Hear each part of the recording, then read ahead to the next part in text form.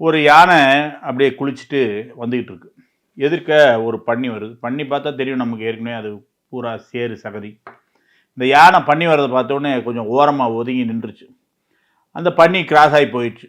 போன உடனே அந்த பன்னி கூட்டத்துக்கிட்ட சொல்லுது, நான் எப்பேற்பட்ட பலசாலி தெரியுமா? யானையே என்ன கண்டு என்ன பண்ணுச்சு? ஓரமா போய் நின்றுச்சு அப்படின்னு சொல்லிட்டு அங்கே போய் பெருமை பேசு.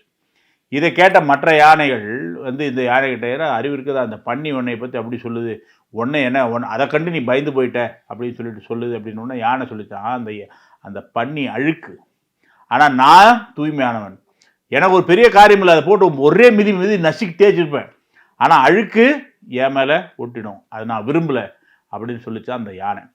யோசிச்சு பாருங்க, பல பேருனுடைய நெகட்டிவிட்டி நேர்மறையாக இல்லாமல் எப்பவுமே ஒரு குறை சொல்லக்கூடிய எதிர்மறையான சிந்தனைகள் கொண்டவங்க கூட இருந்தால் நமக்கு அது ஒட்டிக்கும். அதனால் வாழ்க்கையில் எப்போவுமே பாசிட்டிவாக இருக்கக்கூடிய விஷயங்களை நாம் யோசிக்கணும், அதற்கேற்ற மாதிரி தான் நாம் வாழணும்.